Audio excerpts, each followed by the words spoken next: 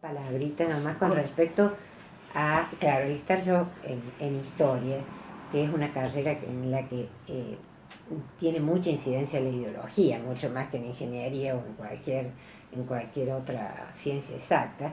Lo sabes bien que en las humanidades la ideología influye muchísimo. Entonces, cuando yo entré en la década en el 1970 Ajá. en la Universidad Nacional, los programas de las carreras, de este tipo de carreras de humanas, era prácticamente todo basado en la teoría del materialismo histórico. Por ejemplo, en historia era el materialismo histórico de Marx. Claro. Y desde esa perspectiva veíamos la historia, veíamos la antropología, veíamos la sociología, veíamos todo a través de bibliografía basada en esa ideología. Tanto es así que yo no tengo un solo libro de toda mi carrera, porque cuando el golpe del 76, la mitad de mis libros las enterré en el jardín de la casa de mi mamá, y la otra mitad yo la guardaba inconscientemente, porque como decía él, nosotros no nos dábamos cuenta tanto del peligro, porque no sabíamos la magnitud que tenía. Eso lo sabes cuando lo supimos, que nos horrorizamos con el informe de la CONADEP en 1983-84. Ahí yo por lo menos tomé conciencia de lo que había sido. Así que yo me dejaba estar con los libros hasta que un día volví a mi casa y vi una humareda y digo, está haciendo un asado José Luis, qué bueno. Y eran mis libros, que los quemó todos en la terraza. O sea, yo quedé sin bibliografía de todo lo que había estudiado, ¿sí? Eso por un lado. Después sí te puedo hablar de la época del 79, cuando yo entré acá como profesora de historia, en historia argentina. Ajá. Que por supuesto el programa me lo revisaron absolutamente. Es decir, tenía que tener un enfoque totalmente neutro. Y tengo una anécdota para contar porque es increíble. Puse en la bibliografía un libro, que el título era López Jordán, último caudillo en armas. Sí.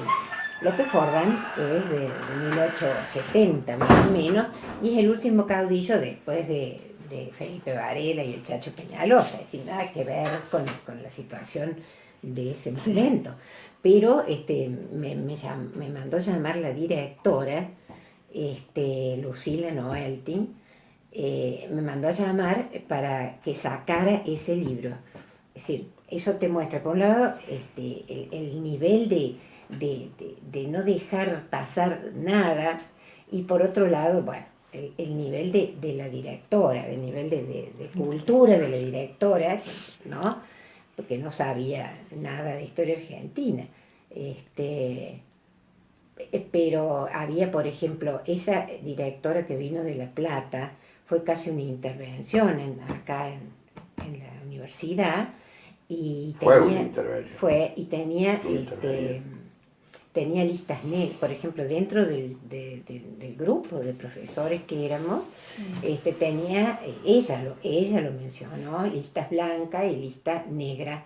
Yo estaba en la lista negra, más negra me parece, pero ella hablaba de listas blancas y listas negras, y si dentro del departamento de historia casi que se reproducía un microclima de la situación a nivel nacional, porque era, por supuesto, que la universidad funcionaba completamente todo a dedo, es decir, no había todas las organizaciones, las instituciones universitarias que en la época de Seyler, o sea, desde el 83, se van a ir implementando y armando, no existían. Es decir, no había concursos, no había absolutamente nada de lo que caracteriza a la universidad pública. Claro. Entonces, ya había una represión interna enorme, se ponía a los profesores, o sea, no había ningún tipo de funcionamiento institucional.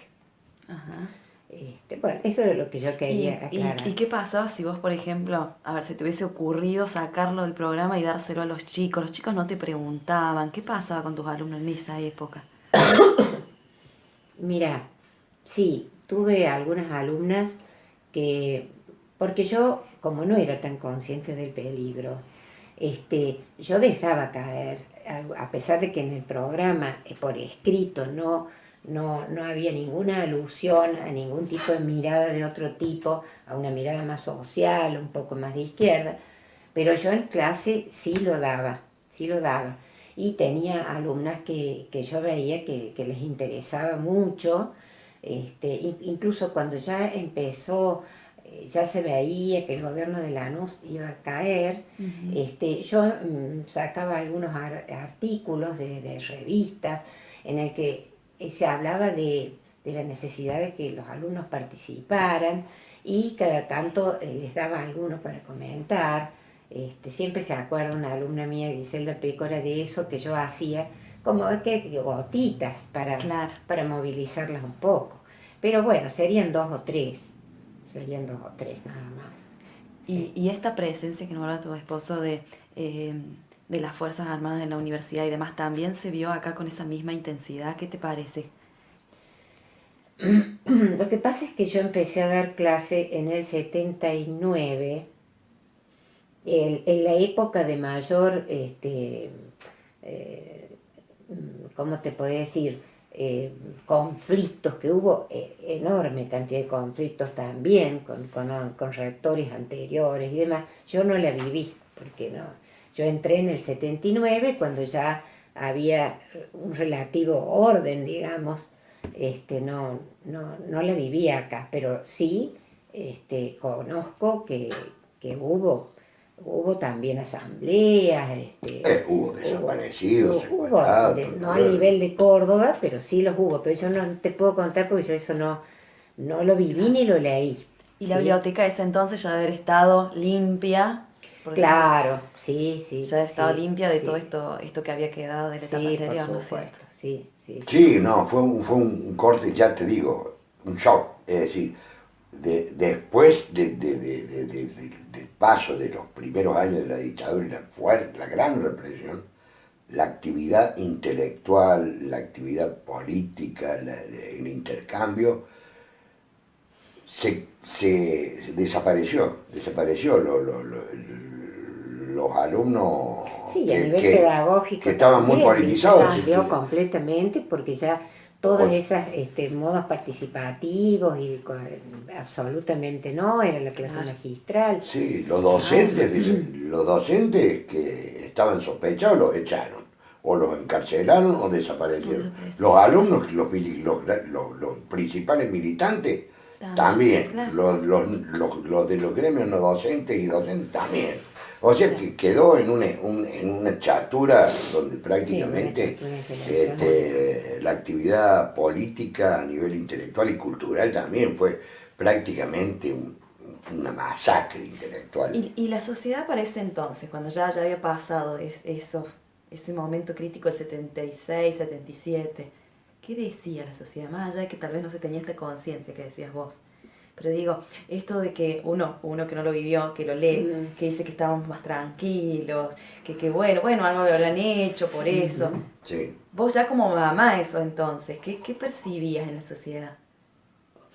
No, también depende de los medios en que uno se mueve, ¿no? Ujú. Porque es decir, en el medio que yo me movía, que era en amigas del ambiente universitario y Sí, demás, lógicamente eh, estaban, digamos, esperando que se volviera la democracia.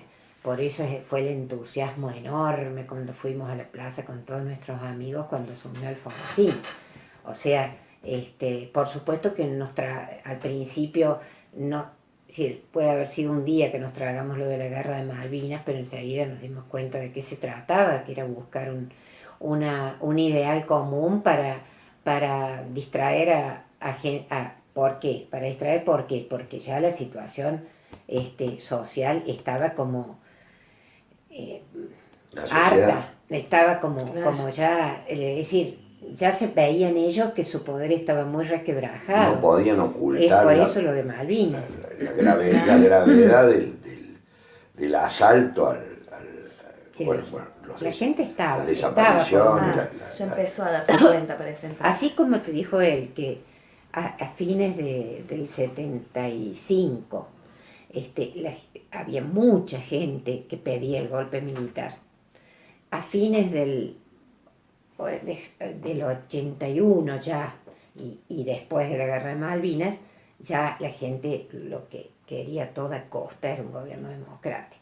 Claro, Sí, y claro. siempre hubo grupos de resistencia que no pararon. Por ejemplo, algo simbólico fueron las madres placenteras.